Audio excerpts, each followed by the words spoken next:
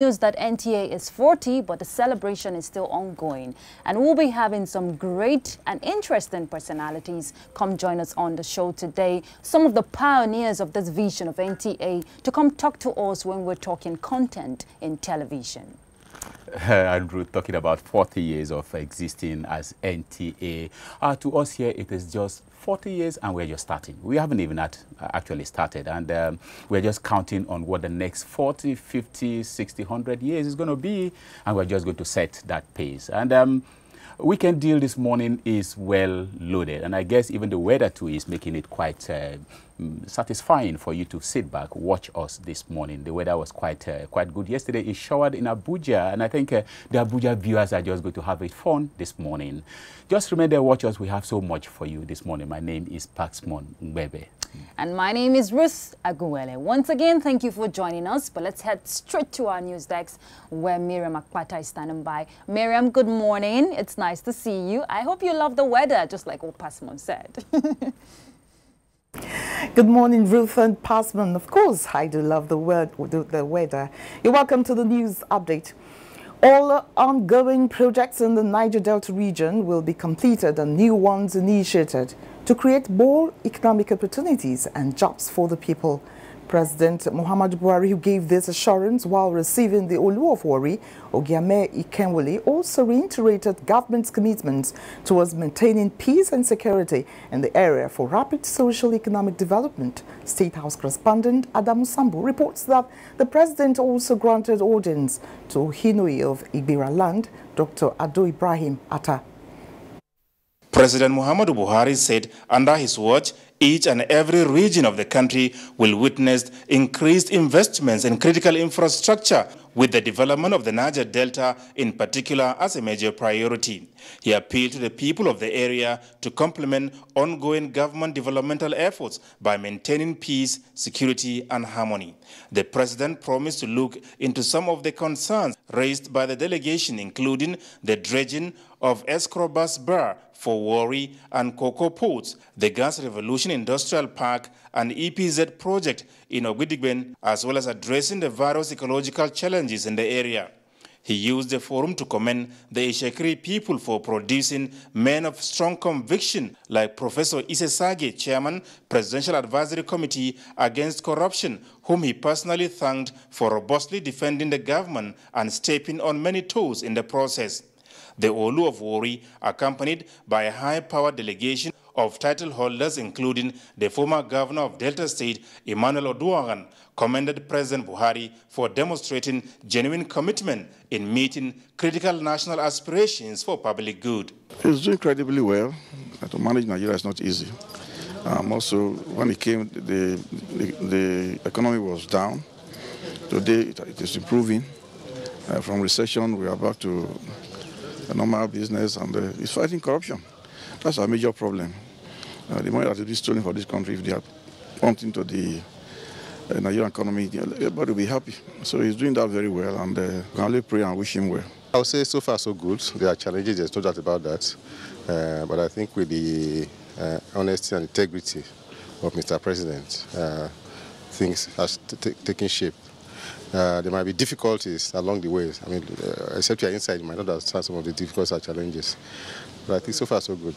President Buhari also granted audience to the Ohinoi of Ibira land, Dr. Ado Ibrahim Atta, whom he appreciated for continually supporting his administration. The Ohinoi commended the president for the revitalization of the Ajakuta Steel project, describing him as a man of hope, courage, and action. People feel happy that Ajakuta is coming up to life. We have a very good governor, young and energetic, who is posing that your sense as his own father, as he called him, Mr. President. And we are very proud of him. And we shall not let the government down. How would you respond to people that are saying that he has not performed and he should not recontest? They don't mean it. I don't see any serious meaning to that. I think it's very unfortunate that men of renown, as most of us see some of them, can go to this level of dissipating the energy that a man has built throughout life with conscious revelation, with commitment, and with righteousness. Yet those who are involved are people who will be respected. And I sincerely hope that they restore that respect that is due to them. The Oyinohi was accompanied on the visit by, among others, the Minister of State for Labor and Employment, Professor Stephen Ocheni. From the State House, Adam Musambo, NTA News. President Muhammadu Buhari has assured the families of students reportedly abducted from the Government Girls Technical College, Dapchi, Yobe State, that no effort will be spared to bring succor to them. A statement by Senior Special Assistant to the President on Media and Publicity says the government is sending more troops and surveillance aircraft to keep an eye on all movements in the entire territory on a 24-hour basis in the hope that all the missing girls will be found. President Buhari describes the incident as a national disaster and instructed security agencies to deploy in full and not spare any effort to ensure all the girls are returned safely and the attackers arrested and made to face justice. The House of Representatives has set up an ad hoc committee to investigate the root causes of incessant killings in parts of the country. Chairman of the 7-man committee and Deputy Chief Whip of the House, Pali Iriase, while briefing journalists, explained that the committee has adopted a 4-point strategy towards achieving its mandate. Iriase said the committee will visit and interact with victims, security chiefs and foreign partners, and also conduct a public hearing to get first-hand information from members of the public. An environment of peace, devoid of incessant killings, that you can hope to ply your trade as a politician. And we consider this assignment more important than the next election. And that is why we are here. And we are going to make a success of it. Meanwhile, the ad hoc committee investigating the state of Nigeria refineries and the perennial scarcity of petroleum products has advised the Nigerian National Petroleum Corporation, NNPC, to suspend its plan to spend $1.8 billion on the turnaround maintenance of the 4 refineries. The chairman of the committee, Representative Garba Dati Muhammad, made this known while briefing National Assembly correspondents on the mandate of the committee.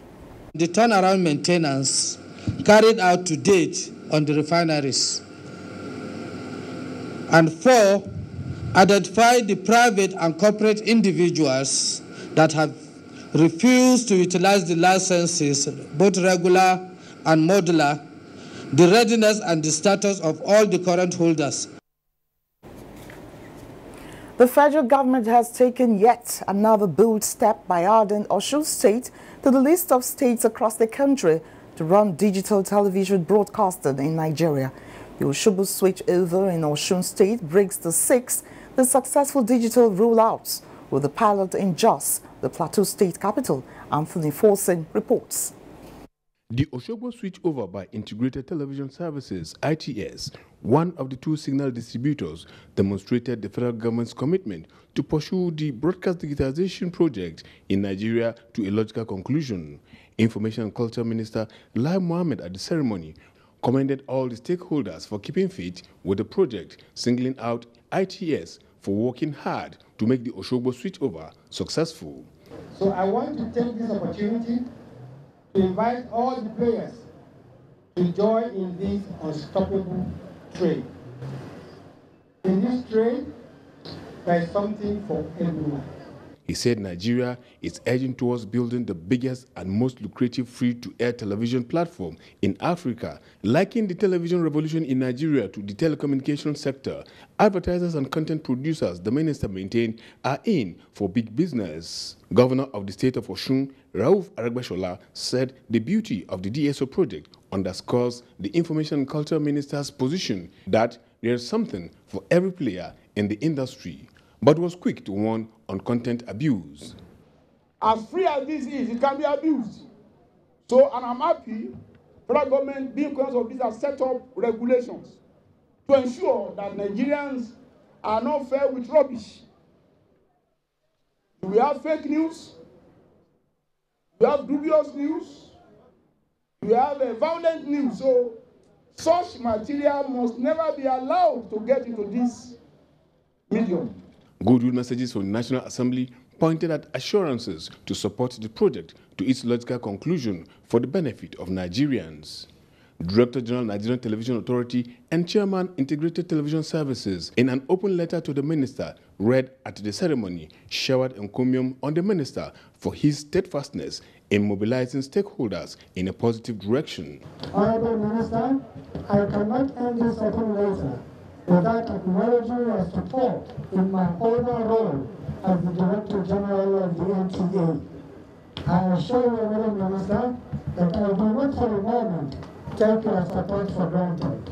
The National Broadcasting Commission says 2 more states, Delta and Gombe, have been lined up for the next rollout. In Osogbo, Anthony Forson, NTA News. Now to aviation matters.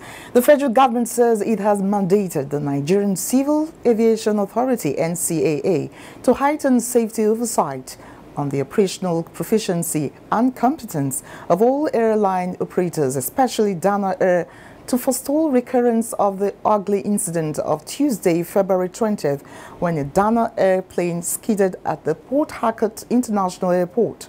Minister of State Aviation Hadi Sirika said this on an ongoing on-the-spot assessment at the scene of the incident in Port Harcourt. Onenye Fineface reports.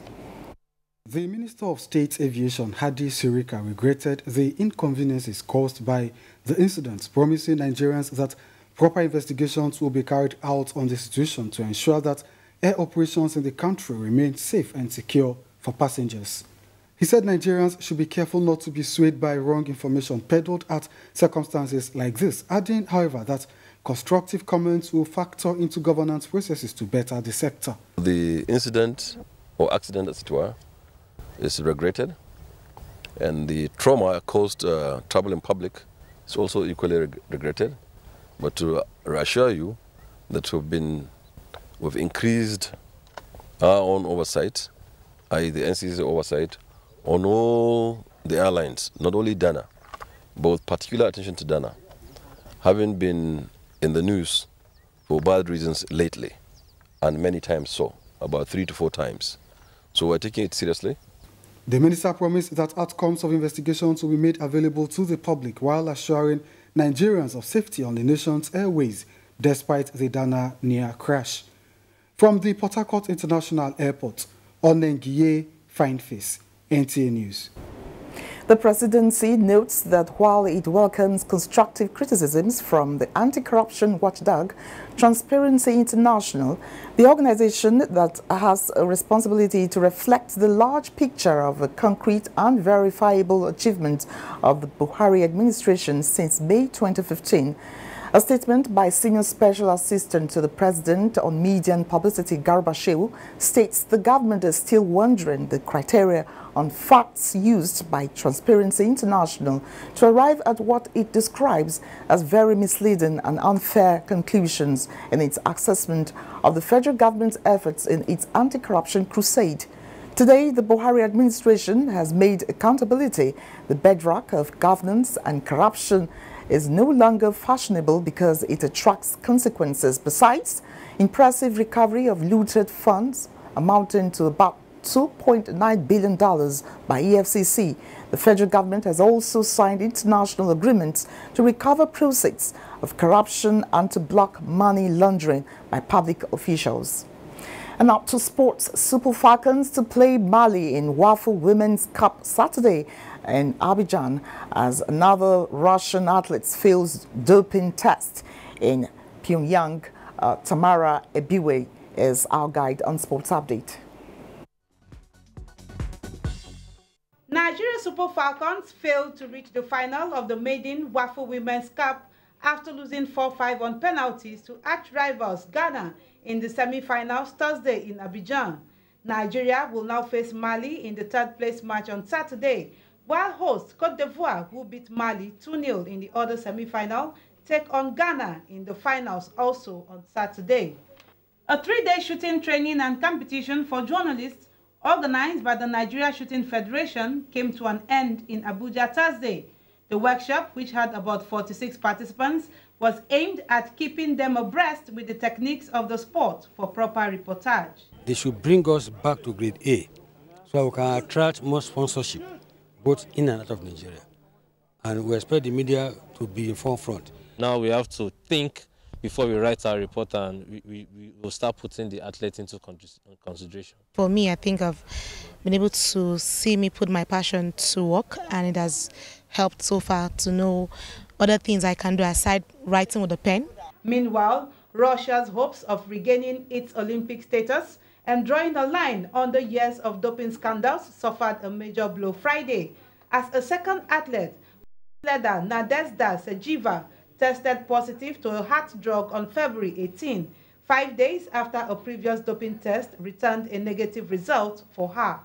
With sports updates, Tamara Ebiwe, NTA News. Well, that's all on the news this morning. Thanks for watching. Back now to Passman and Ruth. Well, thank you, Miriam, for the news this hour. We go now straight to our newspaper reports. And I have with me here Saturday Independent newspaper reports. We have here Saturday Independent, and top on the highlights this morning is the abduction of Dapchi girls. Dapchi girls, whole presidency responsible. This is coming from the PDP. We will bring succor to parents, says presidency. And on the top of the paper, we have APC crisis. Governors bag the national chairman of the APC, Odige Oyegun. You can find that on page 5 of the newspaper. Olu of worry to President Muhammadu Buhari. Dredge worry and cocoa seaports for us. Details on page 5. Down daily Saturday Independent, we find we did not aid Shekau's escape. This is coming from the Nigerian army. You find details on page 5. And this is coming from one of our celebrities. My life is starting afresh at 40, says Foluke Daramola. That's all for Saturday Independent. Let's go straight to Blueprint Weekend. Blueprint Weekend, we have on the top left corner of the paper, we have rice farming, Kebbi's gold mine. This is on page 17. And on the right of it, we have demolition widens, cracks within Kaduna APC. Demolition widens cracks within the APC. You find details of these on page 15. Down the paper, you have Oyegun, that is the national chairman of the APC, meets President Muhammadu Buhari, assures Tinubu of support. I was victim of sex for role, but this is coming from Amina Yola, and you find details of these on page 22. And making the bold headline on Blueprint Weekend, we have fears heightened over Yobe schoolgirls' faith. You find details of these on page 5 and 6. And down there we have Kwankwaso dreaming to be president. This is coming from the governor of Kano State, Ganduje. Details of this is on page 13. And then down the paper you have World Boxing Council. Deontay Wilder vows to wreck Ortiz, Leos Joshua, Anthony Joshua. You find details of this on page 42. And then you have El Rufai slams 2 billion naira suit against on Shehu Sani. I think this is coming from some of the issues that are coming from Kaduna State. And you find details of these on page 7. And we'll find these as the last on this paper, and we'll go over to other newspapers as I hand over to Ruth to take up from there. All right, and I'm starting with Tribune. Now, just below the masthead states federal government attacks TI, that's Transparency International, over Nigeria's worsening corruption report.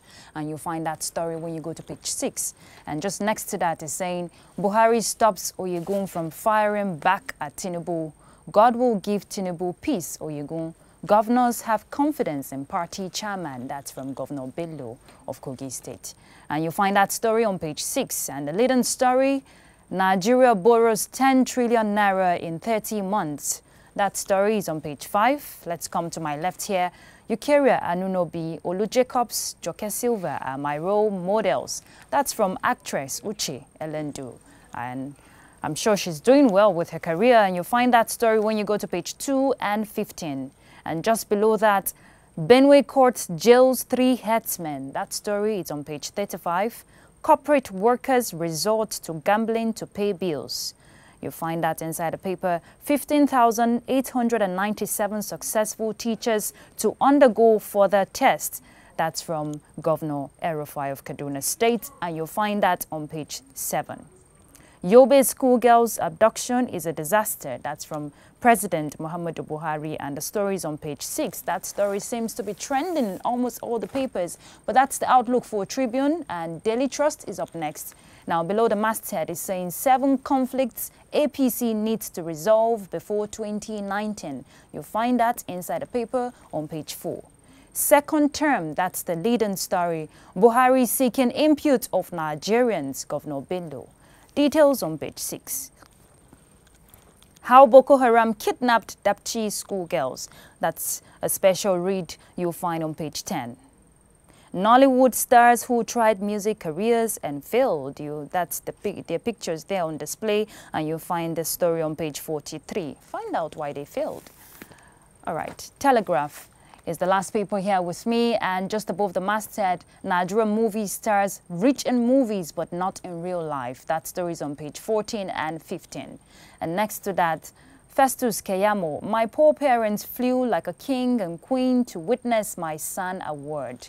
Interesting, and the story is on page 9 and 10. My Life as a Headsman by Buhari, that's the leading story for the Telegraph.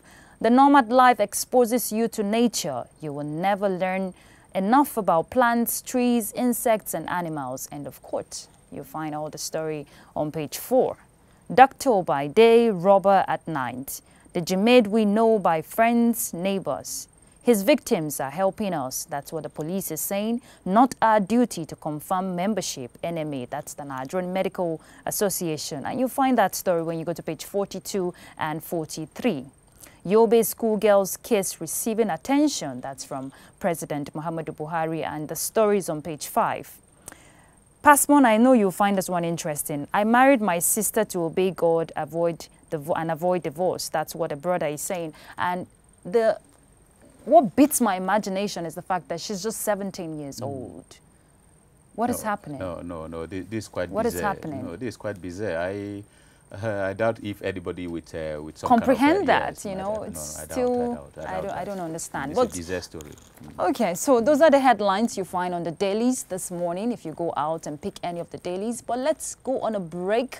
Weekend Deal will be back. Where you need some education, just what we can do. When you need some inspiration, just what we can do. Oh, when you need some entertainment, just what we can do. With program for all of us, just what we can do. We can do. We can do. We can do. Ooh, just what we can do. We can do. We can do. We can do. Ooh, just what we can do. Yes, lead the bright future fighters. Keep enjoying your exciting program, Weekend Deal, on NTA Network. It's a deal. Unemployment, notably youth unemployment, features strongly in our party's manifesto. We intend to attack the problem promptly through revival of agriculture.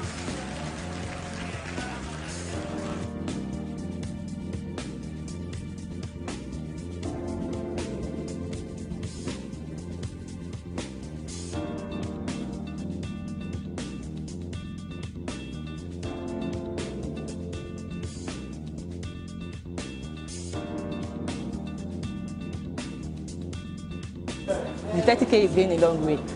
Actually, I bought an acre of land for 60K like 2012, and presently I have a cassava farm and a yam farm.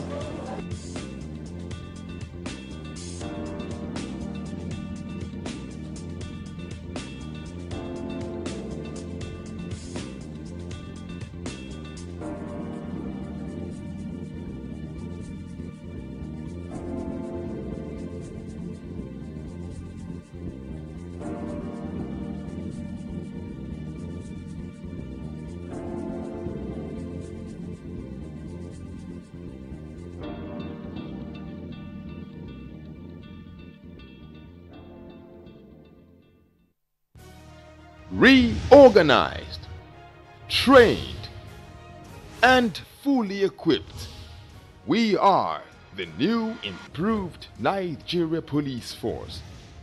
We fight crime, we bust syndicates.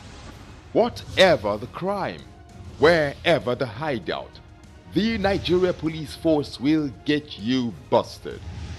Stop kidnapping, armed robbery, murder, pipeline vandalism, and other criminal activities. Be productive. Be security conscious. Join the police force to secure your life and property. This message is from the Nigeria Police Force Public Relations Department. Great speech, sir. Now they will follow us without questions. Dumb like sheep. Ha! He really thinks he has us like lambs to the slaughter. Right, guys? Red Bull gives you wings. We want to buy Indomie noodles. 4 packs, please. Yo. This is not my Indomie. Please, sir, if it's not Indomie, don't call it Indomie. Sir, the taste is the difference. The difference is in the taste. That's why my brothers, my mommy, my daddy, and I all enjoy our delicious, so very delicious Indomie noodles. The difference is the taste. Taste is the difference. Yes, difference is in the taste. Nothing tastes like my Indomie.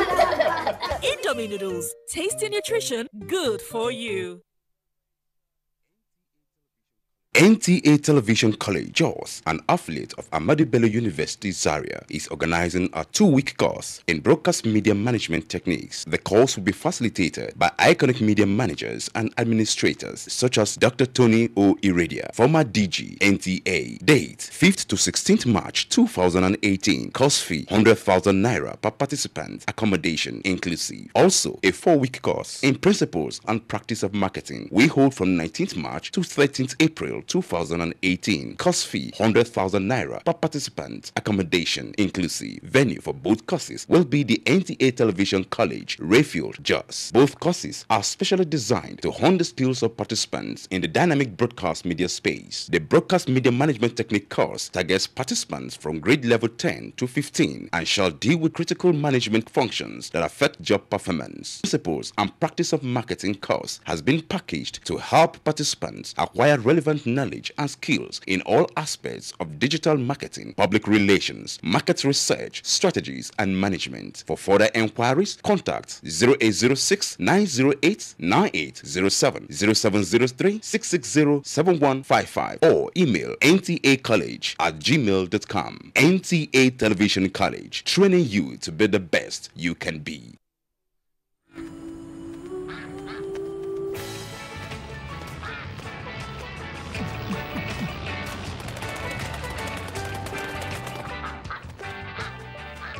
Red Bull gives you wings.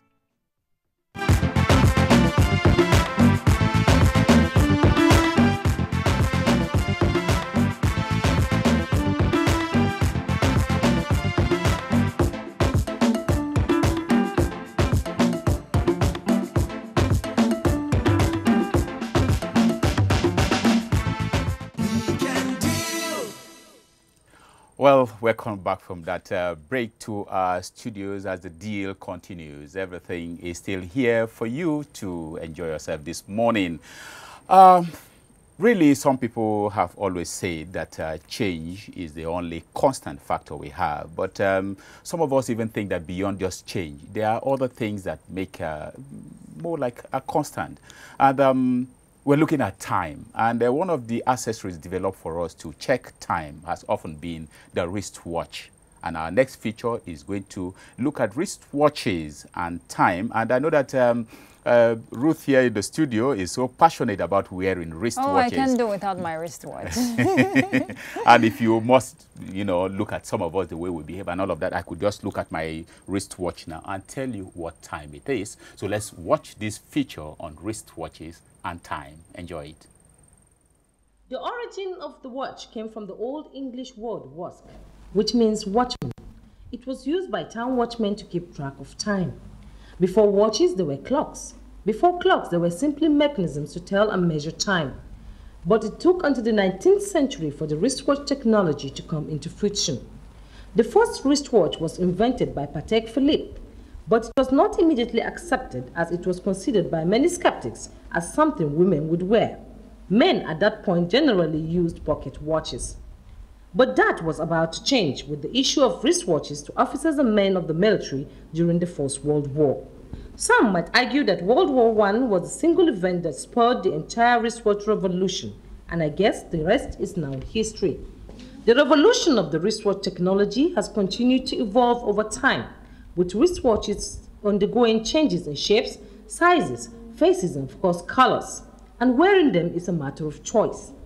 Some people like it big, bold, slim, round, triangular, square, and they can also come in different shades of colors and can be quite trendy and fashionable. So why do people wear wristwatches? Is it for fashion, style, or the old-fashioned way of just checking the time? My own aim of wearing wristwatch, I wear it for both fashion and at least to keep myself going. At least I need to check what I'm doing. You have to plan your life before doing a lot of things. Don't just walk, go anywhere. You have to be cautious of time.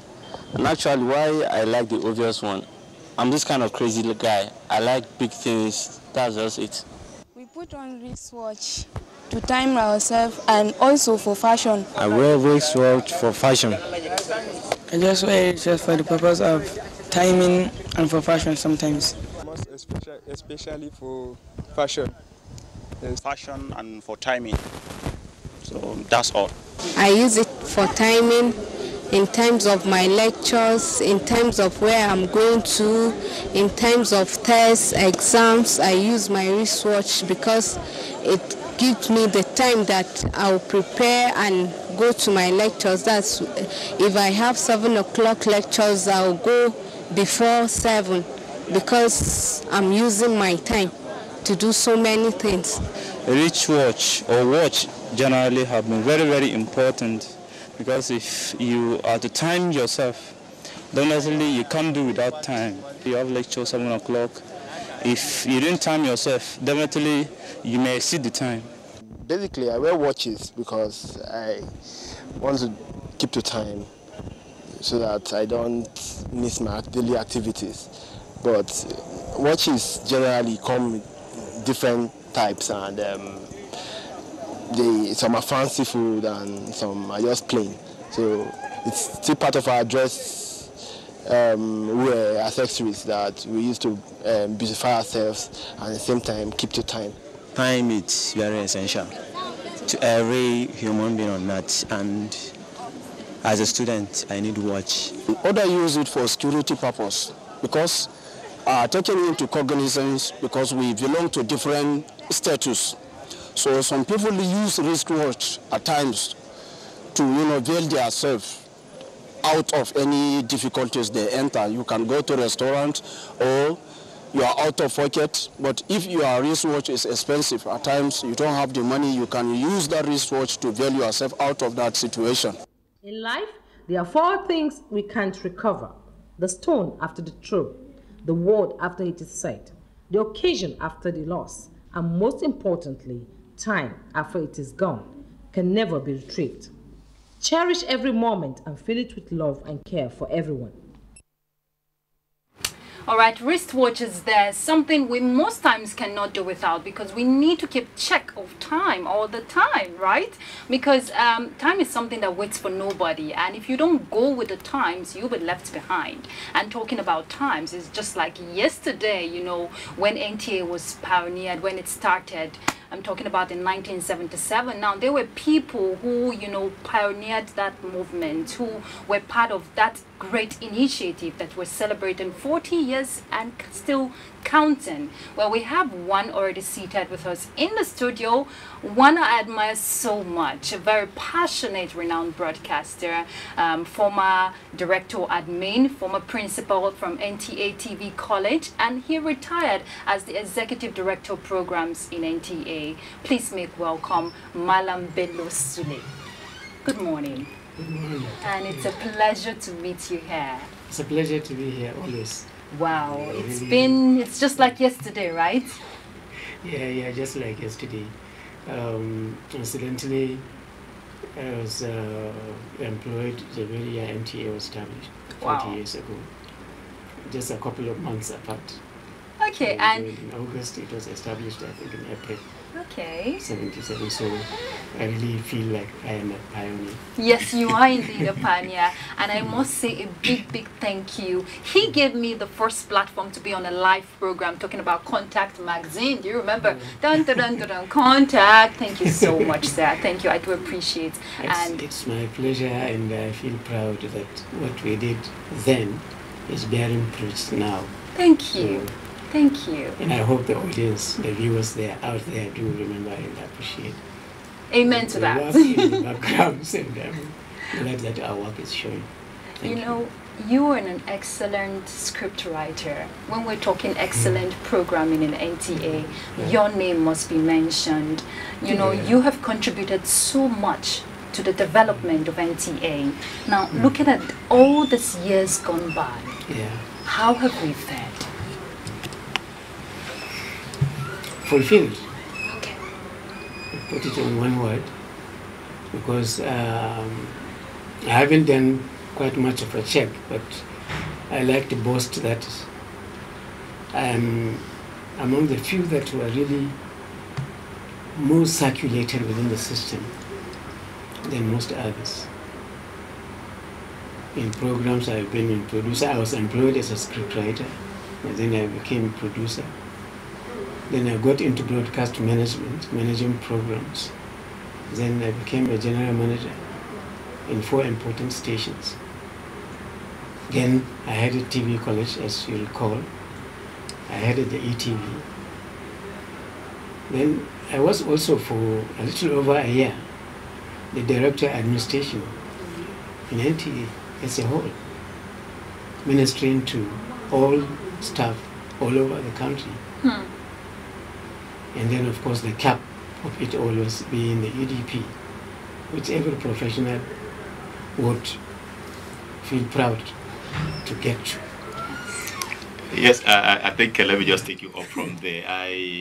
You seem to have gone around everywhere in NTA, and looking at how it was then, yesteryears, looking at what we are today, and because we are doing all of this projecting, you know, our future. Let's look at how it was, you know, at least comparing it with what it is today. How can you analyze so it? So summarize, how was it then? Number one, it was a monopoly. When we joined, I could remember what really made network was its capacity to transmit the Festival of Black Arts and Culture, First Act 77.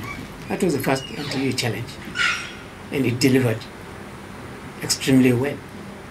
And that was the beginning of the sense of network that survives to date. At that time, every station has virtual monopoly of viewership in its domain. And a few were having links between one station and another.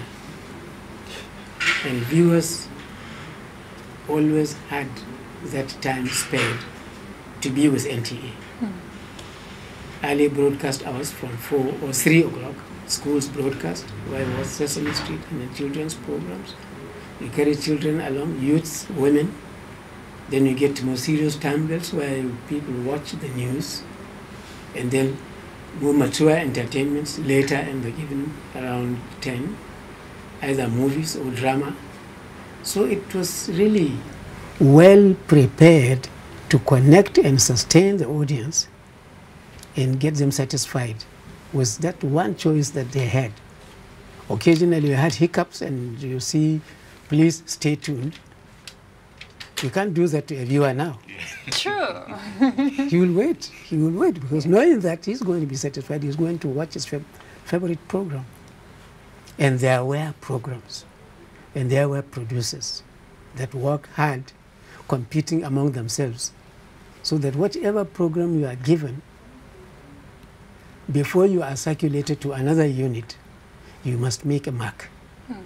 So that no producer that is going to take over from you will make viewers feel that your own was not good enough. So that was the competition. It was several layers of competition within yourself to connect with your viewers, between you and the next producer who was the best, between you and another station when you get to the platform of the competition, the telefest. And when you put it all in aggregate, it was the viewer that you are striving to impress, to endear yourself to, and to drive the message that you want the viewer to pick.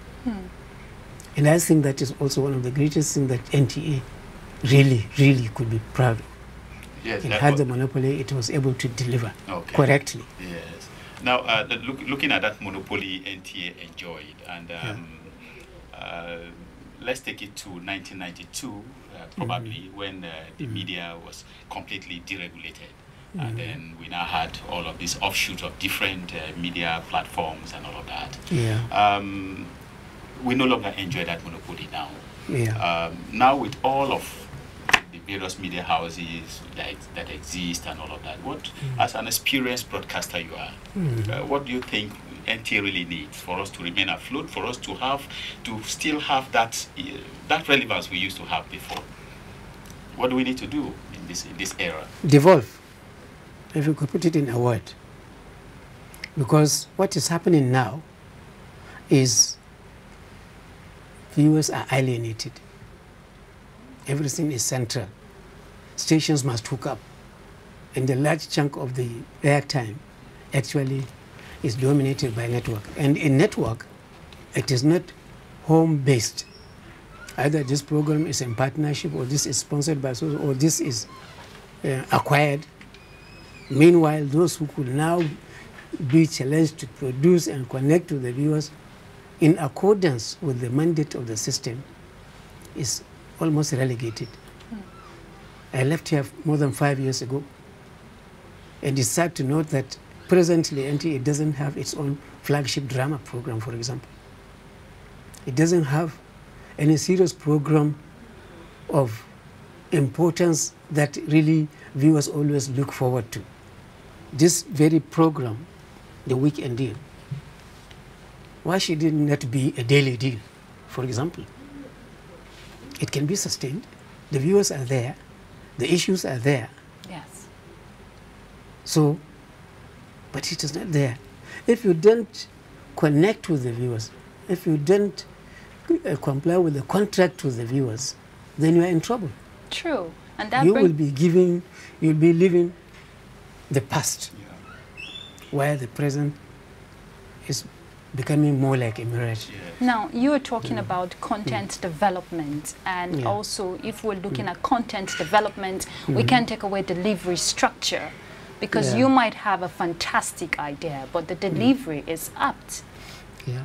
So, in terms of content development now, which areas, should we be looking? Because you're a programs person, and when we're talking excellent programming in NTA, your name must be mentioned. So, in terms of content development, what should we be looking at? That's what tough, you must right? be looking at it. Yeah, I mean, there are so many factors to look at. Okay. But the primary one is your viewers and why you want to reach and keep them. Many years back, you look at the national aspirations and goals, and you now marry your programs into that. True. And you deliver to the audience without making it feel like it's a lecture session where I'm looking to pontificate. When we had Cockroach at Dawn, for example, it was all fun. It was an agriculture program, but people will look at it like a drama of sorts comprising some very interesting characters that I love to watch. But the message is out there in the background. Go out there and farm, and the government is going to support you, and UBA is behind you. So if you are looking at content that will now pick up from there, there are many challenges that you could look at. Presently, security, for example, nationwide.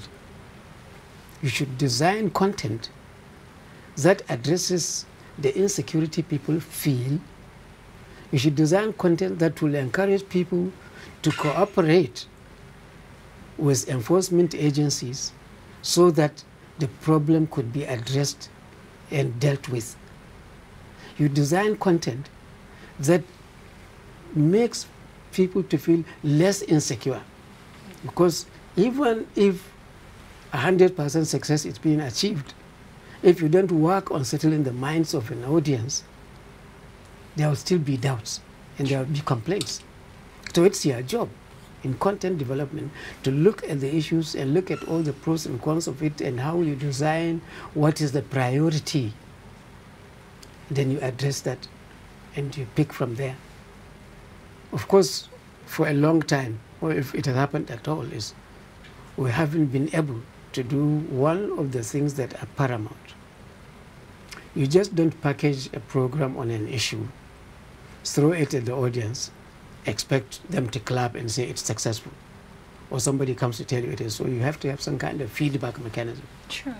So people will know genuinely, yes, the delivery was okay, the message was not lost, and now we have achieved success in the objective A that we are doing. And talking about success, I find it fascinating that when we're talking good programming, we still go back to those Cockroach at Dawn, you know, those good programs we had then in NTA. Yeah. And if you're doing a comparison with it back then and now, would you say this time around there's a devoid in terms of passion and consistency?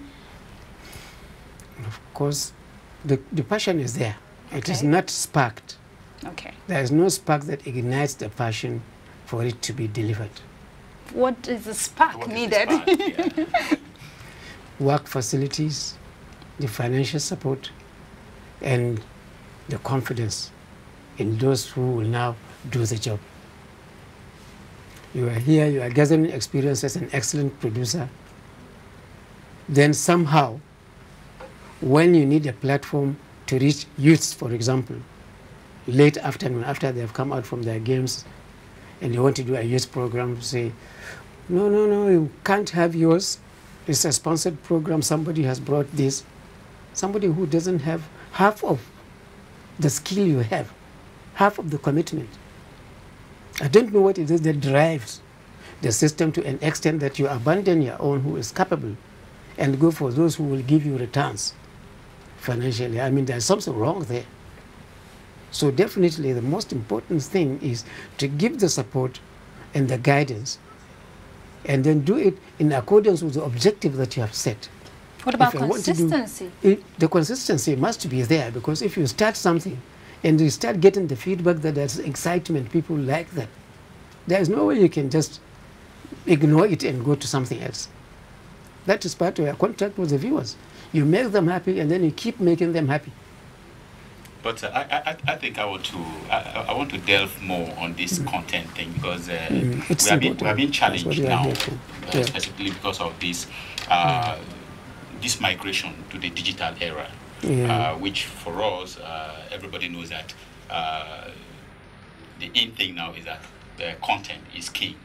And the digital era is going to be driven by the content you have. And in terms of content development that you're talking about, where is the disconnect? Is it organizational, or is it the from the perspective of maybe the staff, the producers, and all of that? Where is the mistake? Organizational or operational? It is, of course, the organizational. It's, of course, the organizational. If you look at the budget, for example, if you look at the lineup, you will find out that there is not much put into content production. Before, you find out from the center here, we are in contact with many stations. We are going to be producing children's programs. Yenogwa, what is your contribution? How far have you gone? Even as we finish, we are talking to Sokoto and others and so on. So definitely it's organizational, because the component units are there and waiting to make that contribution. Only is that the support is not strong enough. That's the disconnect. And because the mandate of the NTA is serve nationwide, if it is tampered with in any way, that's what gets you to where you are now. By mandate, NTA should be showing what is happening or what needs to happen in all parts of the country. Not Lagos, not Abuja, not even Port Harcourt or wherever. So that's the disconnect. The mandate is produce content with national appeal. If you don't do that, and you have a bunch of people here that you think Abuja centric is okay, if you give me children's program and you go to the amusement park, I'm okay. A child in Abuja, yes, we are addressing that child's need. What of the others? Look at what we do in the expo, the Children's Expo, for example, right? Yes. It gives children from all over the country a sense of belonging. Yes. And they should be given that.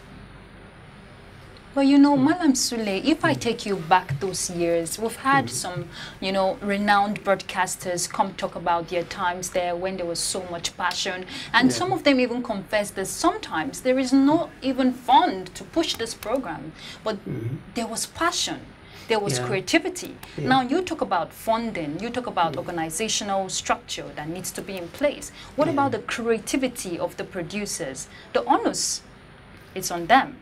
What's your take on that? Of course, the onus is on them.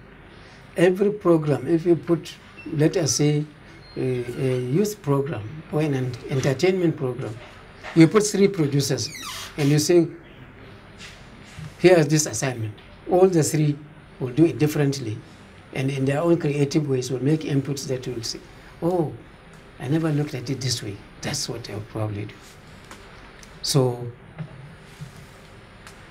the creativity aspect has to be nurtured, and can only be nurtured through regular practice.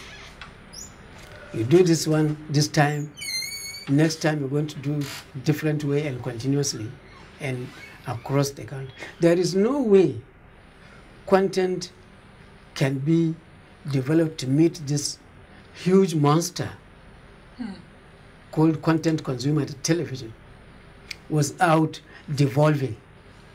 True. So that from all the component parts, you get inputs. That is what the advantage of NTA is over the others. If in 1 week, NTA wants to have 26 episodes of a youth program, for example, somebody will sit in a few hours, do this design, send it out to all stations. Here are the funds. In 2 weeks, give me a result. No other establishment, broadcast establishment, has that capacity. But it's not there, it's not being picked. And even at that level, in a state, you represent all the component parts of the state. And there also, everybody is sitting at the center there. Oh, well, we want to do this. It's only an X neighborhood in the capital that it is done. The essence of the federation is every unit is adequately represented and there is fairness. Sure. That's the balance we're talking about. Yes. Yeah. Okay, maybe let me when you were being introduced, or some of us, our knowledge of you dates back your days in the television college, and I remember then you used to be the papa of everybody in the college. Let's go back to the television college, your days in the television college.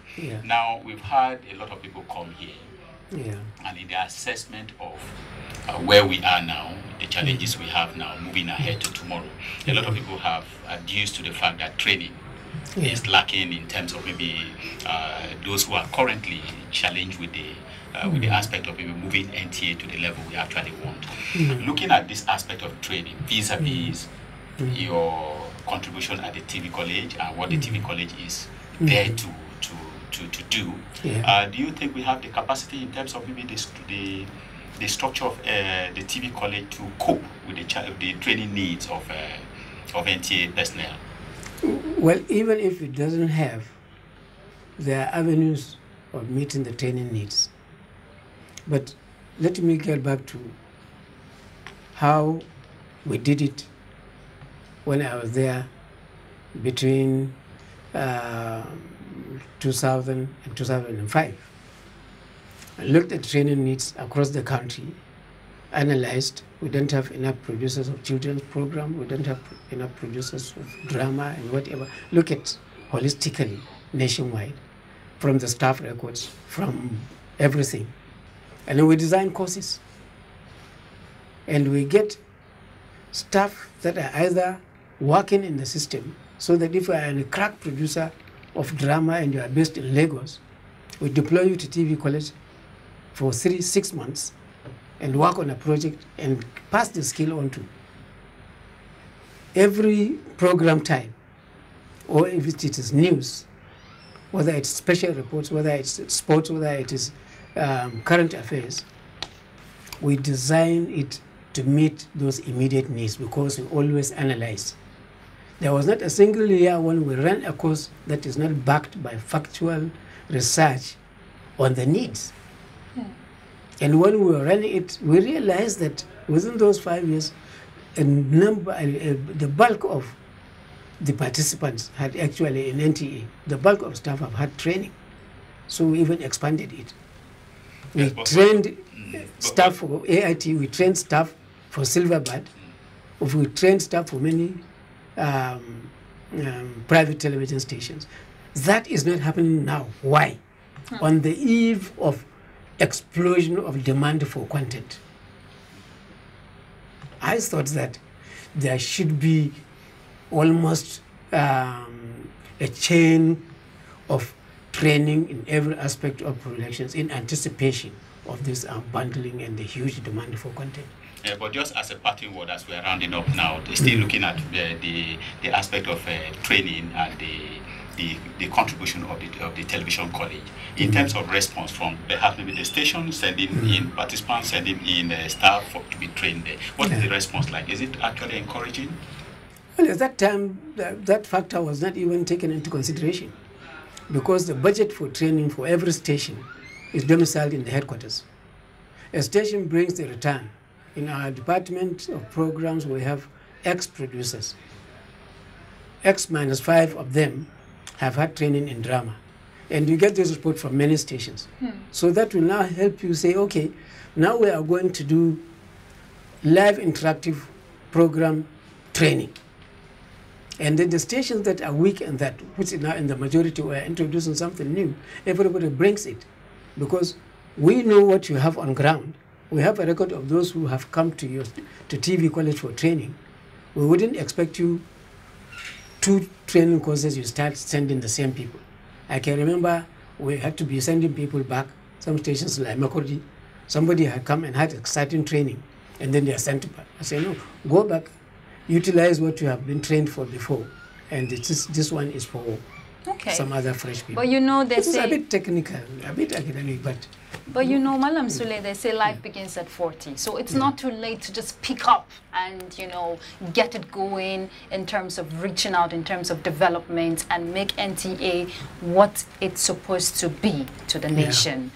What is your vision? What do you see in the next 40, 20 years? What do you see as we round up? Technology is changing, taste is changing, even the delivery is changing. If care is not taken, NTA, it will be irrelevant. That's a genuine fear. It will not be in the shape it is now, because it wouldn't make sense to continue with it like that. That's my take. But as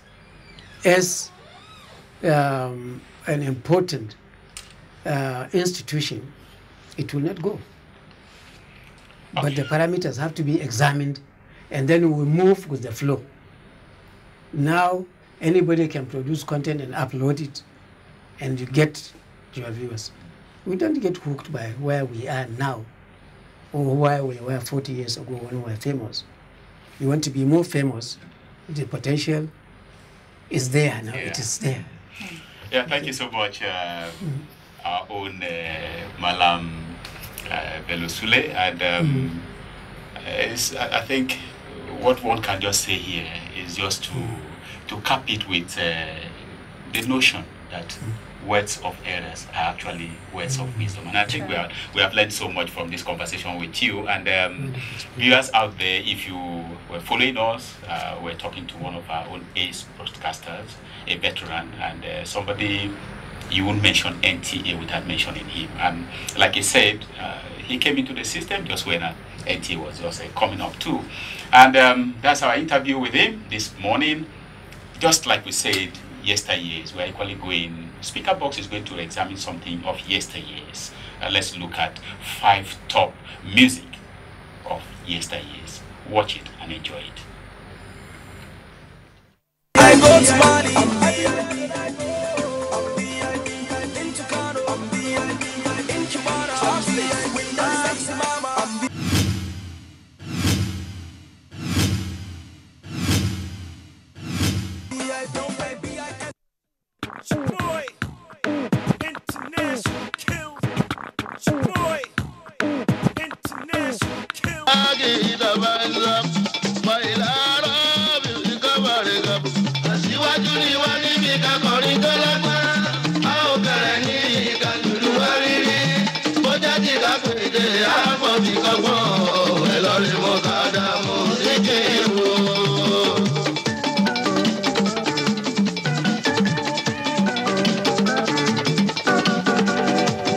Alájí àgbálẹ̀ ní tọ́lọ̀hún fi rán níṣẹ́ fújì fún gbogbo àgbáyé pé gbogbo orin tí mo bá ń kọ báráyé gbogbo olù tí mo bá ń lù kọ́ mú jó gbogbo ohun tí mo bá lè fi kọrin o kò ṣàmà àdùn létí ọmọ àdàmọ́ àṣìwájú ni wá níbi kakọrin tó lágbọ́n a ò kẹrẹ ní.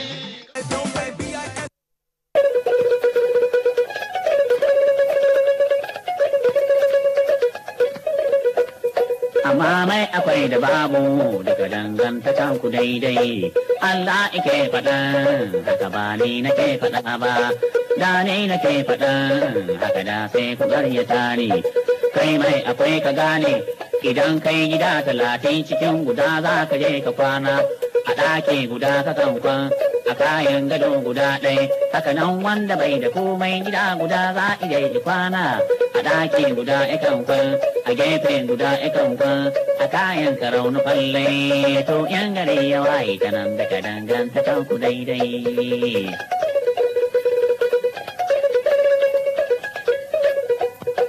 In ba ku ɗan misali kai mai akwai ka gane in kana takamar akwai ne ba ka sanya hula 10 a kan ka kai ɗai.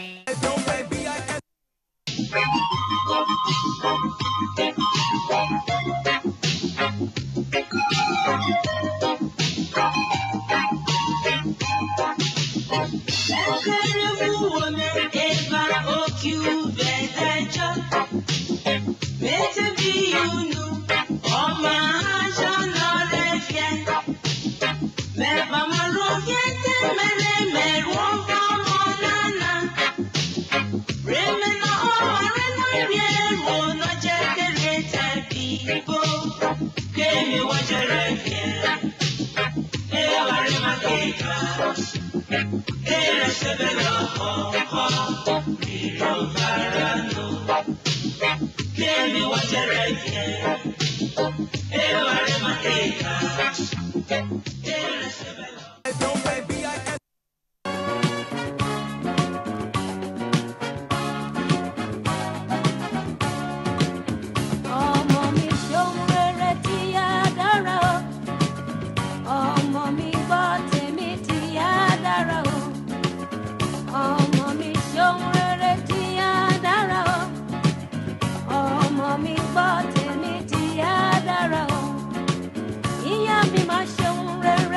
Gbàdúrà fún mi, bàbá mi máa ṣohun rere. Gbàdúrà fún mi, ọmọdé bá wíwà burúkú wá ní ìyá rẹ̀ lóko. Ọmọdé bá wíwà burúkú wá ní bàbá rẹ̀ lóko. Ìyá mi fọ̀nà tó dá mi láyé, bàbá mi fi wá.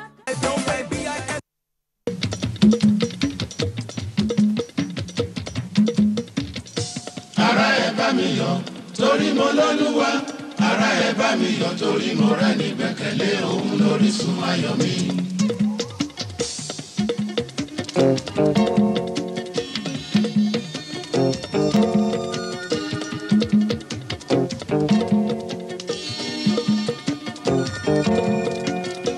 Ara ẹ bá mi yọ̀ torí mo lọ́lúwa. Ara ẹ bá mi yọ̀ torí mo rẹ́ni gbẹ́kẹ̀lé òun lórísun ayọ̀ mi.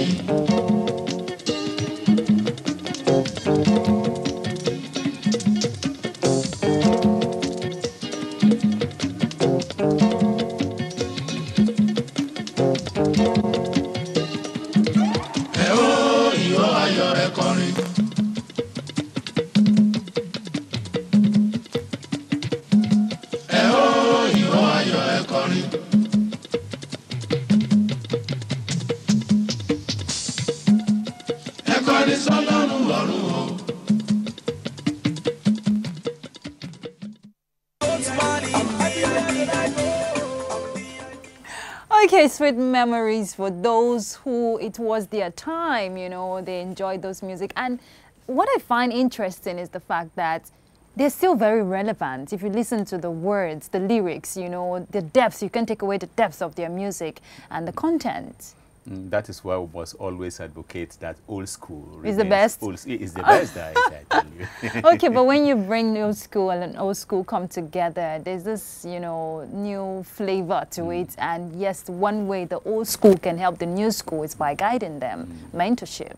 Yeah, but it can never get to that old It can school. never be the same. It can never be the same, yeah. Okay, I'll stay with the new school. No wahala. Let's go on a break. We'll be back, so you stay with us.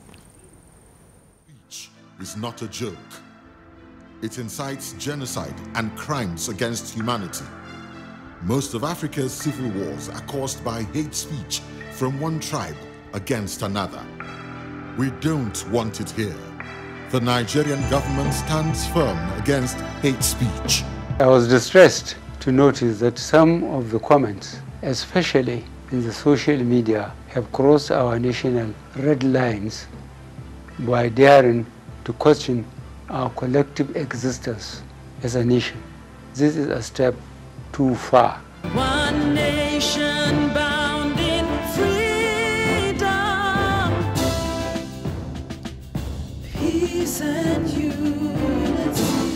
Nigeria, one nation, one people. This is a public service announcement brought to you by NTA. Great speech, sir. Now they will follow us without questions. Dumb like sheep. Ha! He really thinks he has us like lambs to the slaughter. Right, guys? Red Bull gives you wings.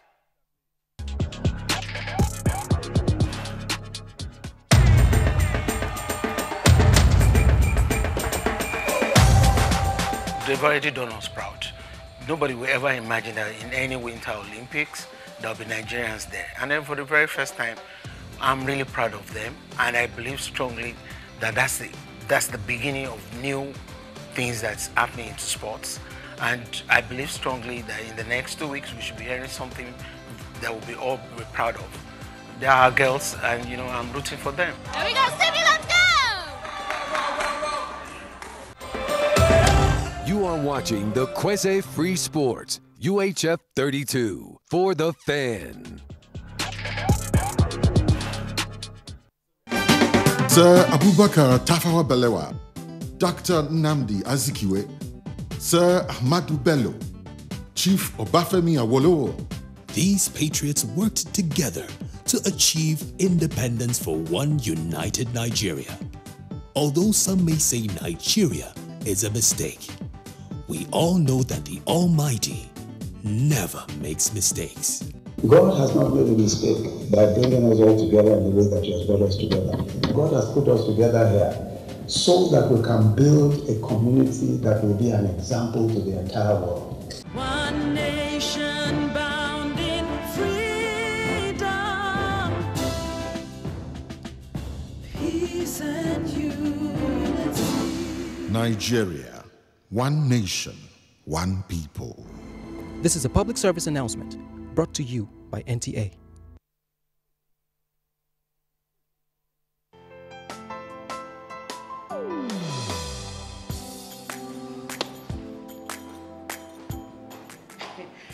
Chief. Good morning, sir. You are here already? No, now my spirit day, my body day for house. What kind of question is that? Were you not the one that fixed this meeting for 8 a.m.? You are now coming by 10 a.m. and start asking me jab questions. But Chief, now, I'm sorry. Don't you also go late for meetings sometimes? You know now, African time. No more African time. And no more pancaking of face during office hours. At the end of the day, we will lose valuable time. We will not make progress. If we want to move this nation forward, we must treat business as business and respect time.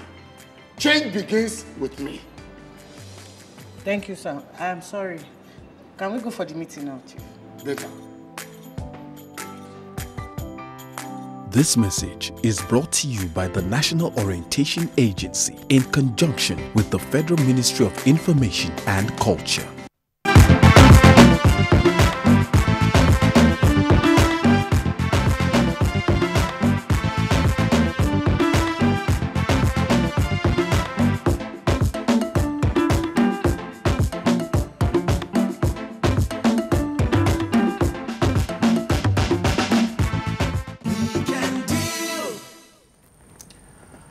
Nice to have you back there from that break, and I think we're just going straight to have a feature here. Ruth, can you introduce the feature that we're going to watch? Okay, this one is quite interesting because it has everything to do with culture. Now, we know that culture is a way of life, and we all have different ways of expressing these cultures.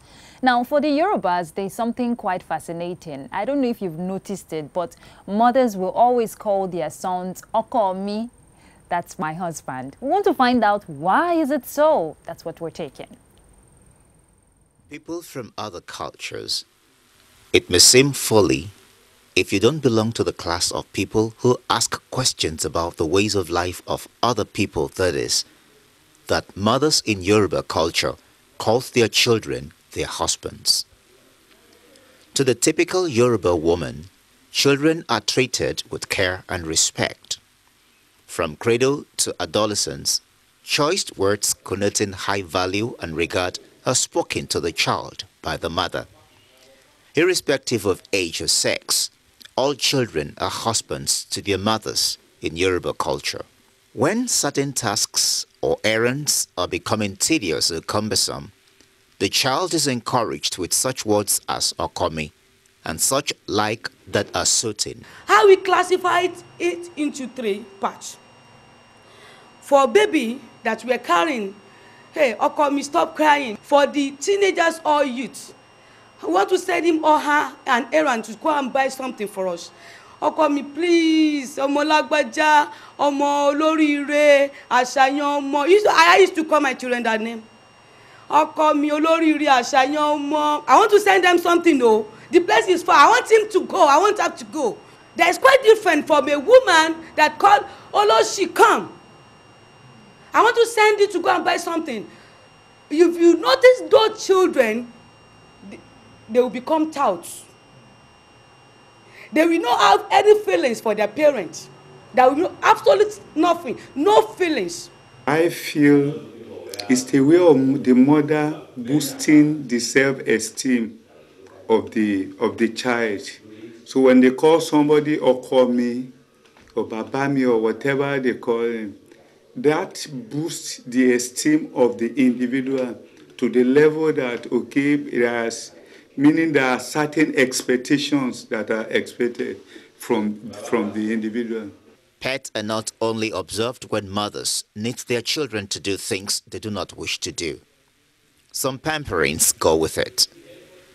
A child that hates schooling is also implored by the mother in the language Okomi, and that with promises of sweets and biscuits and favorite food after school. However, this seemingly hard but wise expression is usually rebuffed among the elite class.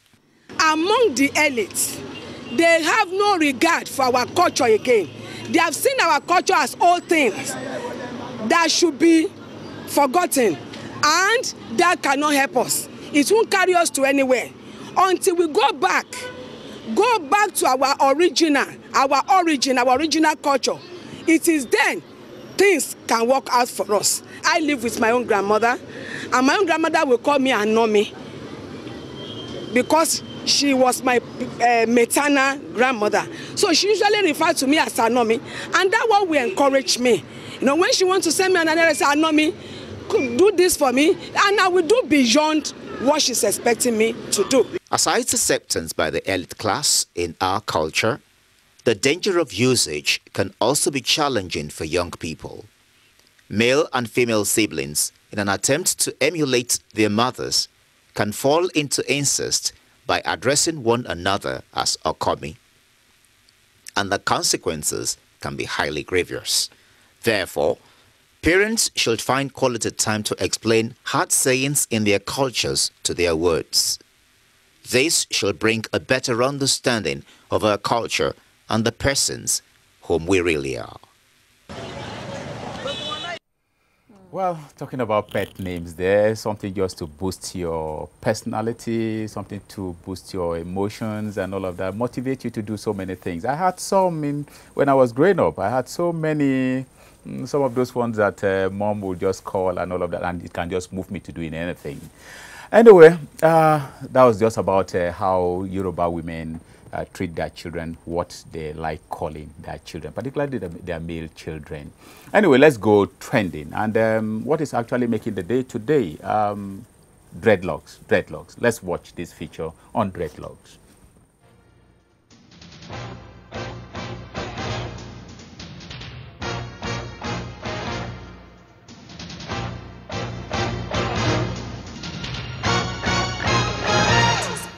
About trends. Beauty, it is said, is in the eyes of the beholder. The hair, it is also often said, is a woman's crowning glory, and it's considered an essential part of dressing, most especially for women. The hair helps to put that finishing touch to the dress sense. In the world today, fashion trends, especially those which have to do with the hair, keep evolving over and over among women. Different hairstyles, both natural and artificial, are a commonplace, with one seeking to outdo the other. Such hairstyles include braids, weave-on, also known as extensions, weeds, weave-in, matting, etc. One hairstyle has, however, been around since time immemorial. Some schools of thought believe it has been with mankind since creation, while some others believe it dates as far back as 3,600 years to the Minoan civilization, one of Europe's earlier civilizations centered in Crete, now part of Greece. This is the dreadlocks. Dreadlocks, regardless of when they came to be, were made popular by reggae musicians from Ethiopia, Jamaica, and even some West African countries. Referring to themselves as the Babylonians and Rastafarians, one of such reggae artists who retained the dreadlocks in our consciousness, especially in the 60s and early 70s, was reggae legend Robert Nesta Marley, popularly known as Bob Marley of blessed memory. Throw my cards on your table. Even after his death, dreadlocks have continued to hold sway and is today worn by not just men, but women as well. In fact, the women seem to wear it more these days, thus becoming a trend. What is it about the dreadlocks? When we were kids, there's a soap called Kogi soap. The way you use it to rub your hair, that you achieve the dread instant. We now find out that we have a comb twist to give you dread. Like in China now, there's a product they use. The moment you use it to rub your hair, you achieve your dread in 5 minutes. In comparison with other hairstyles, the dreadlocks seem to be of easy maintenance. For start, you have to go natural for some months. Because you can't use it, you touch hair for dread. From there, we can start from twist and lock or comb twist. From the comb twist, we'll be able to lock. Sometimes it takes 4 to 5 months because we're nurturing it. It's got a process. When I started to grow my dreadlock, what I did was I did more of weaving. I was weaving my palmed hair. So as it was growing underneath it, I was cutting it. So when I had all the perm cut off, that was when like 6 months. That was when I decided to go on dreadlock. How easy is it for a first-timer to wear dreadlocks? Are there specific rules to follow? What the expert told me is that, okay, because I'm just starting, this is the first stage. So after the first stage, because you have to still be locking and locking until it is properly done. And I remember he told me that I should not put water, until it is done properly. Then after that, then I can start putting water. So I don't have to wake up every morning and start brushing or combing. Or all I need to do is to cream my hair and I hit the road. Judging by the trend of the times, the dreadlocks seem to have gained a foothold and is perhaps here to stay. Or is it not? I wouldn't know if it's so cheap because I'm just entering into it, so I wouldn't know. Whatever it is, the choice is the individual's to make. Rest assured, however, that in whatever style you wish to wear your hair, the dreadlocks can help to achieve this, especially for that chic look.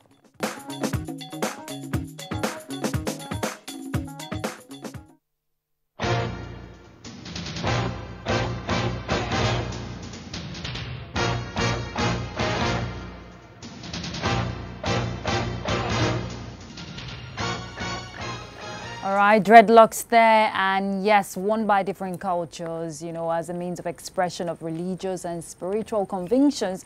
But the beauty of it is that it's become a trend for people who want to make a fashion statement.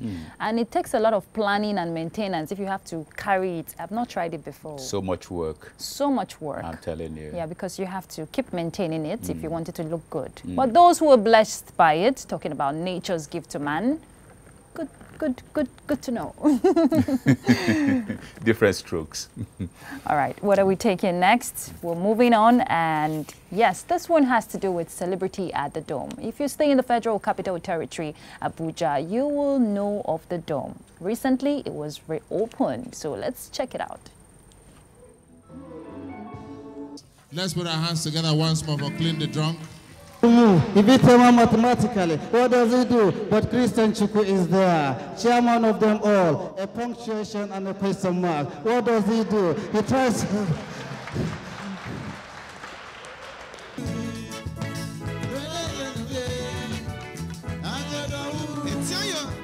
Public figures making appearances on NTA's Celebrity Night at the Dome, the live show that was an end product of the close-knit relationship between NTA and the Dome. It was usually electrifying for all present. However, the closure of this leisure edifice was a huge disappointment to entertainment and fun seekers in Abuja. But for the owner, the 2 years closure was to restructure and revamp the brand, which many referred to as the leader and trendsetter for culinary, social, and recreational entertainment in Nigeria, located around the Central Business District, Abuja. The Dome recently resuscitated from hibernation with a bang well equipped with facilities to quench the yearnings of the local and international patrons, making it a one-stop solution to leisure and hospitality business in Nigeria. We've been out there for 10 years. We had 10 years of very dynamic and sophisticated, successful operations. And, you know, it's always a lifespan of something. So we decided to just sit back and look at it and look at the what the brand will be in the next 10 years. Because when we came into the market, we set the first 10 years agenda. So we felt we outlived that agenda we set. One can hardly resist a selfie here. The idea and philosophy of the Dome is structured to accommodate different businesses which can stand on their own, providing job opportunities for young Nigerians. We have the Francis Hotel. It's a member of the Dome family. We never had bakery and pastry, you know, like cafe and bakery shop. It's new. We now have a pizza brand. It's new. You know what I mean? So we now have introduced other aspect of relaxation, which is a spa of international standards. So these are 4 new members of the Dome family. We have a traditional bowling, which is just to let people know you just don't have to sit down and drink without doing something. So this is all what we just come out to add up to the restauranting, the lounging, the outdoor, and the operation that we've set up here. And I hope people will come and appreciate it and make it work, because we need the big money now. Could you imagine taking the youth and actually giving them the status of I'm a hotelier, I'm a restaurateur, and giving those people the knowledge in terms of skill?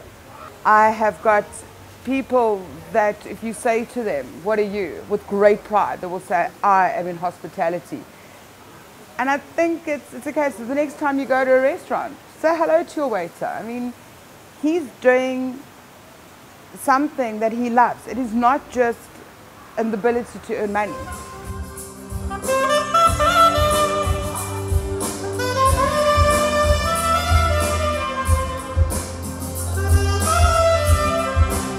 Yemi Sachs playing the right tunes to ensure a perfect soft opening of the Dome and put the guests in the right mood of a all-white Valentine evening.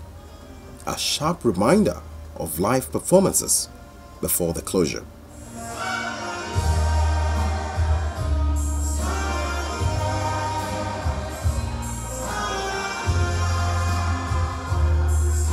Well, I would say that the Dome is definitely aligned with anything on a global standard. I mean, from the food to the service, a place like the Dome, and from what I've seen tonight, I mean, I don't even feel like I'm in Abuja. You know, I've never gone to a place like this where from the moment I walked in, you know, the reception was just so warm. You know, the ambience, the staff, I mean, just the way I was received.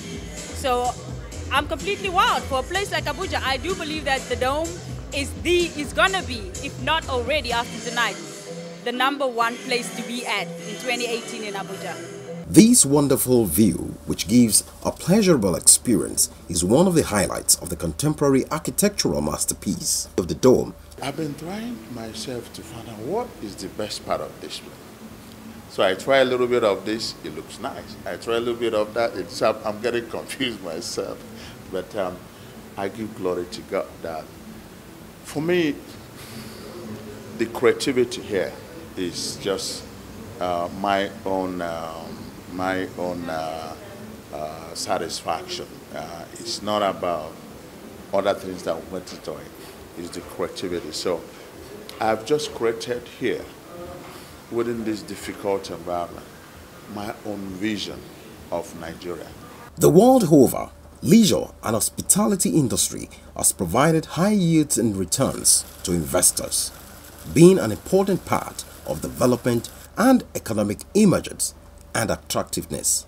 Nigeria doesn't need the outside market. You have people that enjoy going out. You have people that have traveled worldwide and want to bring a bit of that home. What you haven't explored as a country is the fact that you have some of the most amazing, gifted individuals. I've always believed that hospitality it's not a job. And unfortunately, that is the way it is perceived in this country. It's a career. I went to study law and changed to this.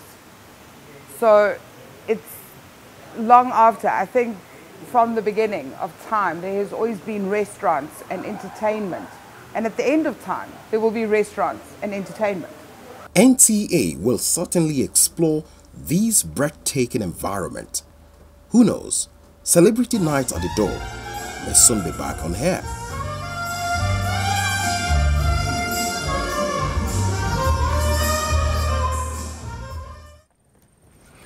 Well, that was celebrities from the Dome, and I guess you're just going to be making out time to join the Dome and enjoy yourself full time if you're resident in Abuja. Well, we are still continuing with Weekend Deal, and right in the studio here we are joined by one of our own, one broadcaster of par excellence in those days, and retired, but still waxing very strong, and is here to join us as we are doing our discussion still on how it was yesterday, today, and where we are going to tomorrow. This personality I'm going to introduce, you know, joined the NTA then and had the likes of the pioneer DG of NTA as somebody they joined the service with. I'm talking about Vincent Maduka, the pioneer DG of NTA.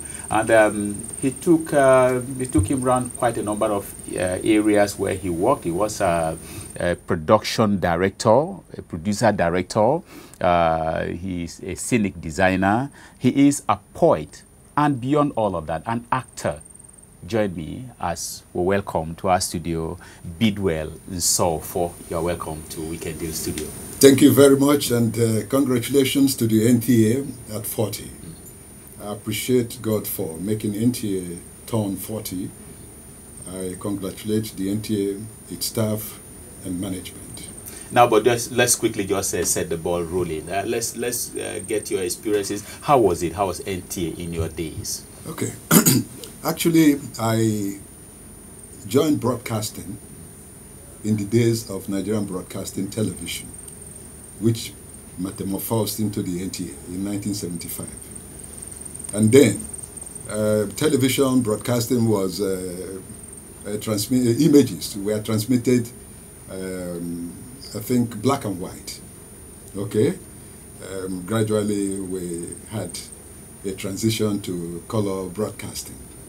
It was a wonderful era. We thoroughly enjoyed ourselves. It was one family, one big family, one wonderful family.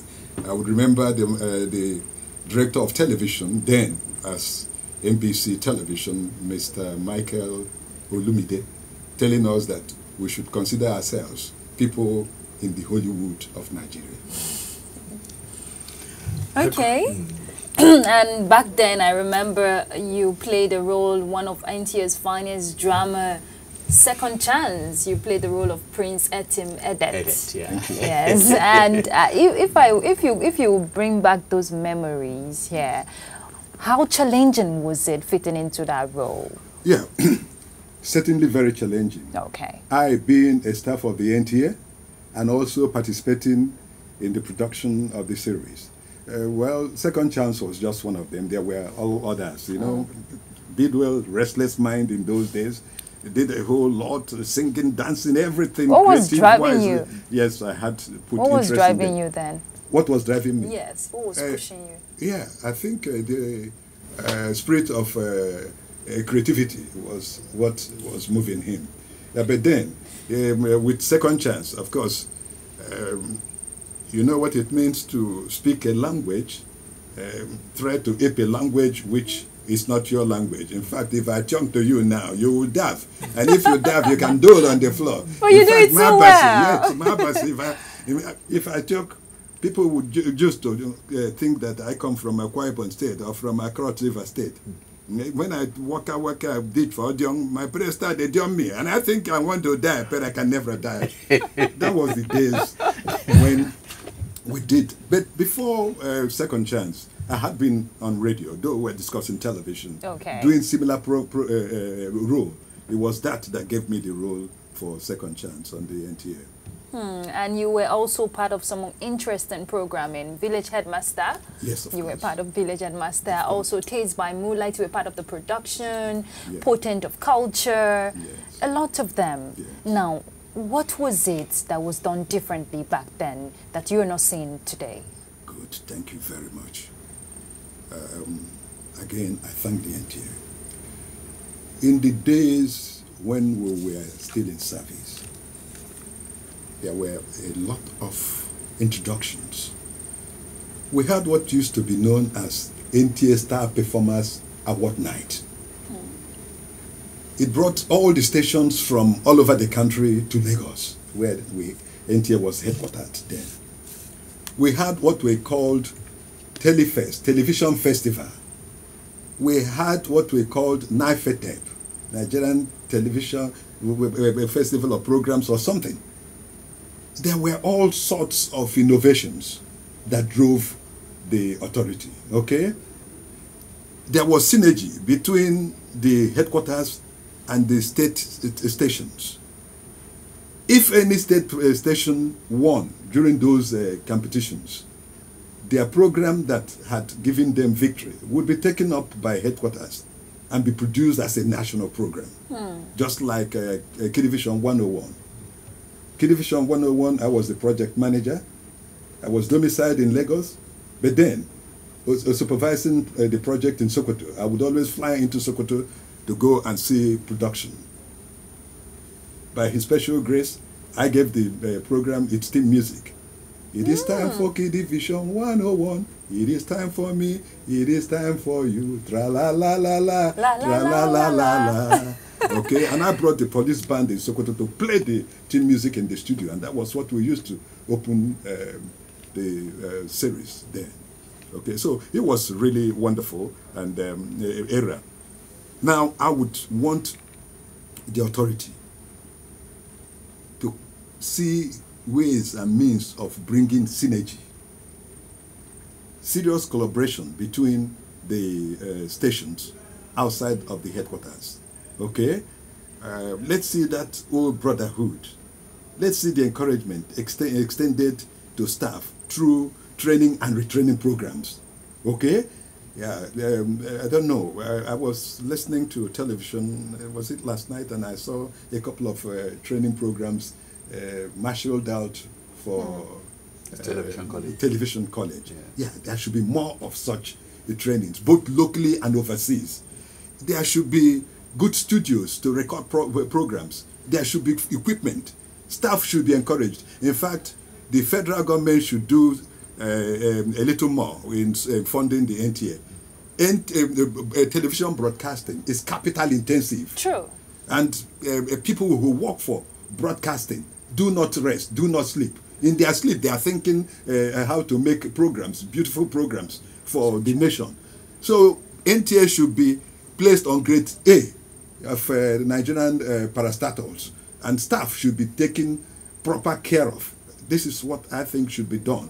Okay, there should be a little departure from what I see now. Okay, I'm sure you have beautiful manpower, but they should be encouraged. They should be groomed. Today, it is a technological explosion. Modern facilities, modern cameras should be brought into production or programs. Beautiful studios should be built. Are you hearing me? Yes. There should be growth. There should be expansion. Okay. Yes, actually, I think somewhere along the line when some of us came in and we were told NTA actually was there, and then all of a sudden something happened which we can't really explain that brought us here.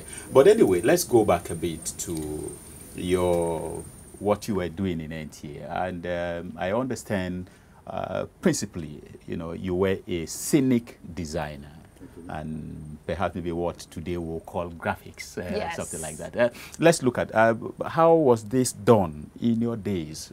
Yeah, I had earlier said I joined broadcasting when images were broadcast black and white. Scenic graphic artistry involved painting of backdrops, sets, and the rest of them, creating sets for programs and so on, and doing graphics. Graphics in those days were handwritten. Captions. Yes, captions were handwritten on black cards. We wrote them on black cards, and you had a caption stand where somebody would start by it and be pulling captions as the camera is taking each caption. Okay, it was everything seemed to be more manual than what we have now, which is a computerized age. Yes. You people should even be happy that you have found yourself at this point in time when a computer does almost everything for you. Sakurama, backdrop, everything computer. Then it was manually done. Sets were built with the wood and you move them. It was hectic. But then they were done with some measure of efficiency. We did live programs and none failed. Okay, so the scenic graphic aspect of it entailed so much of work, but it was good. We stood the test of time.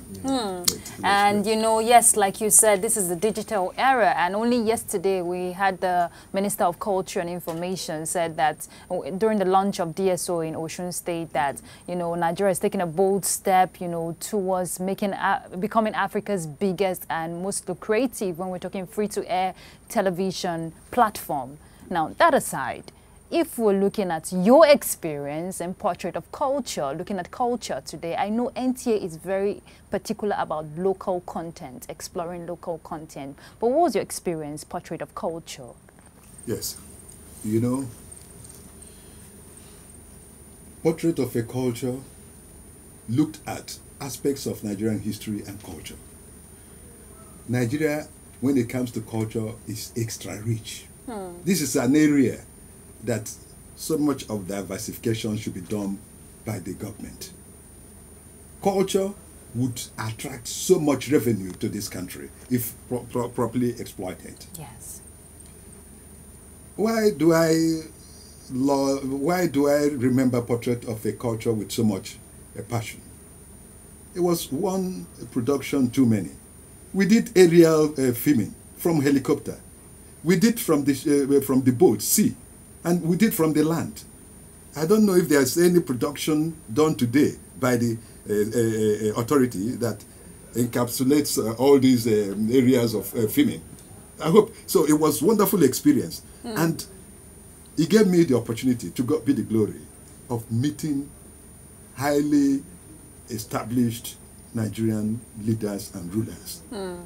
The Oni of Ife, the late Oni of Ife, the late the Barrio Emir of Kano, the Sheikh of Borno, Obong of Calabar, the late Oba of Benin. In fact, the late Oba of Benin, because of zeal, the Director General, Dr. Vincent Maduka, I hope he's listening to this program, was not on seat. I had to sign a letter on his behalf and took it to the Oba. Little did I know that the Oba was a retired permanent secretary who had administrative knowledge. So when he read the letter, he said, "Yeah, but you signed this letter, Bidwell." I said, "Yes, Your Royal Majesty." He said, "No, but you know, you are not to sign the letter. We're coming from the NTA that I would read." That's to be the DG. Yes. Then I said, "I'm really very sorry. Please, would you permit me, Your Majesty, to get back to Lagos?" I went to the airport, got an aircraft, rushed to Lagos. By then, DJ had come. DJ signed the letter, and I brought it back that same day to Benin, and he was happy with me. So much passion you're talking about here, and yes, it was a good initiative, but from information, it never hit the airwaves. You know, it was aborted rather. Good. Why? You know why? When we were recording Portrait of a Culture, we didn't have any laboratory in the country where you can post-produce. So we were sending Portrait of a Culture to rank laboratories in London. Okay. And I think the money accumulated so much that NTA couldn't pay. All right? But I learned much later. The gentleman, Sojo Yiso, who headed the crew, got some of the programs and went to either Canada, where I don't know what happened. Okay. That was it. But thank you. Some episodes where... I'm so sorry. I'm afraid we have to let you go. We don't have time on our side again. Thank you so much. Thank you very much. And yes, one of the finest when you're talking scenic graphic artistry from the Nigerian Television Authority, proudly a writer, book Window of Blessing, and also an actor, one of the finest we know. Yes, we've been celebrating Mr. Bidwell Nsofo. Thank you once again. Again, thank you. Thank you. God bless you all. Thank you. And God bless you too. All right. No, just sit down. Okay. We're going on a break. Let's take a break. We'll be back. Yeah. Stay with us. During a successful meeting between the organizers of the first National Grassroots Sports Festival, Sports for All, with stakeholders who requested for shift in date and subsequent presentation at the National Council on Sports meeting, the first National Grassroots Sports Festival, Sports for All, has been shifted to 19th to 29th of April 2018. Venue, National Stadium, Abuja, packages A and B. This is an opportunity for state government, public and private organizations, companies and individuals to promote their achievements and brand through the festival. For broadcast sponsorship, contact Angelo Peter I. Elosia, Chairman and Chief Coordinator, or Nick Oyinsi. Organizers, Grassroots International Sports Academy and LOP Worldwide Television. Endorsed by the Federal Ministry of Youth and Sports Development. Broadcast partner, NTA, the largest television network in Africa. Nigerians. Suicide bombers are not spirits. They are not ghosts. They are human beings like you and me. They live amongst us. They are your neighbors. They are your friends today, but terrorists tomorrow. So you must know your neighbor now. Security begins with you and me. Know your neighbor. Be vigilant. Be security conscious. Report suspicious persons, objects, and movements to the police and other security agencies. The security of our nation is a duty for you and me. If you see something, say something. Nigeria, unite against terrorism. This message is brought to you by the Federal Ministry of Information and Culture. Nigeria's Continuity and Progressives for Buhari Osibanjo 2019 invites all Nigerians to a national rally for Buhari Osibanjo Continuity 2019 at the Eagle Square, Abuja on 28 February 2018 by 10 a.m. We support continuity for these great achievements. 14 local governments freed from Boko Haram control, Nigerian military better equipped, continued peace in the Niger Delta, release of 100 Chibok girls and 16,000 persons under Boko Haram control, entrenching accountability and transparency in governance, taking Nigeria out of the worst recession in 3 decades, elimination of 30,000 ghost workers through reforming the civil service, massive investment in agriculture and fertilizer distribution, improving rail and roads infrastructure, the takeoff of the Niger Bridge, the federal government's new vision on the Niger Delta, creation of 30 billion naira development funds, Ogoni cleanup, Mambila power plant, improving Nigeria's international image, billions of stolen funds recovered. Buhari Osibanjo 2019, promoting the change agenda for a bright future for all. Honorable Amos Adamuyat, National Organizing Secretary, announced.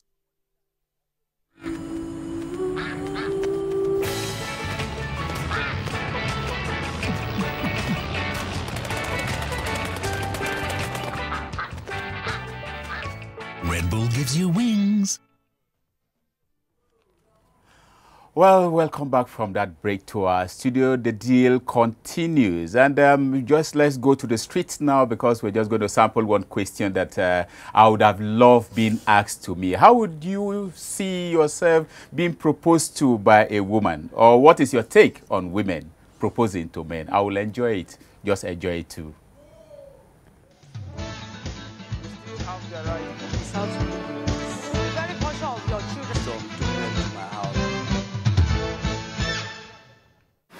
It's not only a man that has feeling for a woman.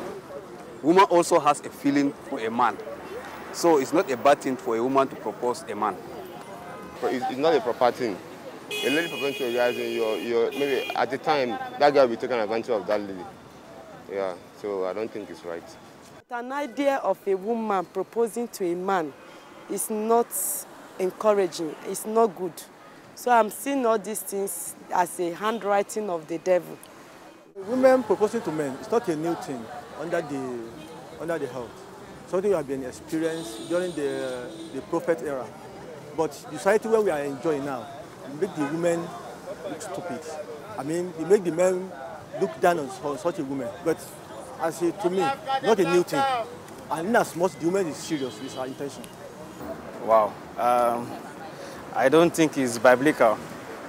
From Bible perspective, it says that a man shall find a woman, and then he finds favor from God. So, a man should go out for a woman to find, not a woman finding a man the other way around. I don't think it's right. Yeah, it's happening, yes, but in the Western world. But here, it's not ideal, it's not ethical, it's not in our culture. So women proposing to men here is really like we're doing something absurd. Men here believe they are the man, they are the head, it's their duty to do it. So a woman coming up to do it for them is like, you will be the one to pay the bride price and you will be the head. So, and you know our Nigerian men, they always want to be the head at any time. So I don't think it's ethical. It's not in our culture, so I don't advise women to do it because I won't do it. So when you talk about women proposing to men, I think it's not really seen as what is right here in Africa. But if you see that you have a guy that you are both in courtship, both of you are in courtship, and the guy is not still proposing and time is running out, you may look for a way to say to him indirectly, not openly first, not in public, so that when the guy say no, you not fear embarrassed. Well, what I think about women to propose to men that woman that he never marry, he don't reach the age to marry, and he never get the husband to marry. She have time to see somebody that like her, want to marry her. She open mouth to say, I love you, and you can marry me. That was no problem. Well, I don't think it's right. I could support the woman maybe asking Okay, it's quite interesting, right? Having a woman propose to a man, it's not our culture. Eh? And please, I think people should just help me appeal to Ruth. Propose to me, please. Umbanu. Umbanu. No. Anyway, we're people of culture, and culture will always stand. All right, let's move on quickly. Yesterday was the birthday of the Executive Director of Programs, Mr. Wole Koka. So here is a bit of the highlight of the celebration.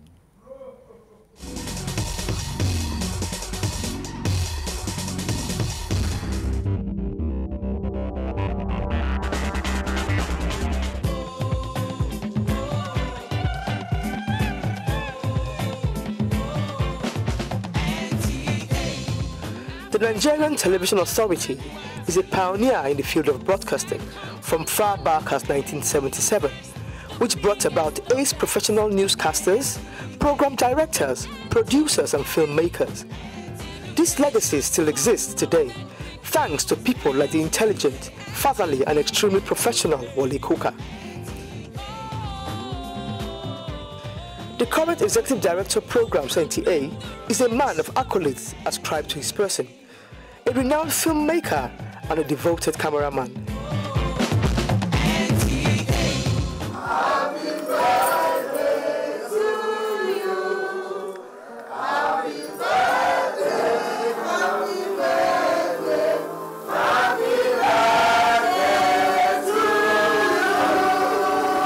Due to these and more, the program staff of the Abuja Network Center, coordinated by Assistant Manager Programs Elizabeth Agbai, organized a surprise birthday party for him.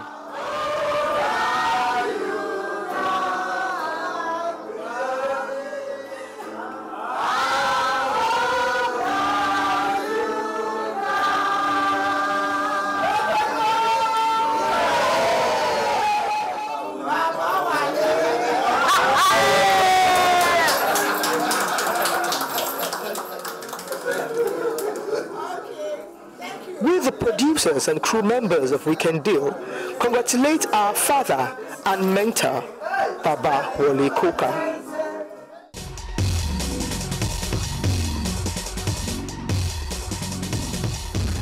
In the spirit of celebration, we still say happy birthday to our own Executive Director of Programs, Oga Wole Koka. Anyway, let's just use that to end the deal today. Before we end, we must say happy birthday to also the Executive Director News. Yes. The 22nd was his own, Yes. Mohammed Labo. Yes. And then on And 24th was ED my Marketing. own Executive Director of Marketing, Yes. Alhaji Abdul Hamid Dembos. Yes, so happy big Congratulations to birthday. all of you. Congratulations to all of you. It's been wonderful.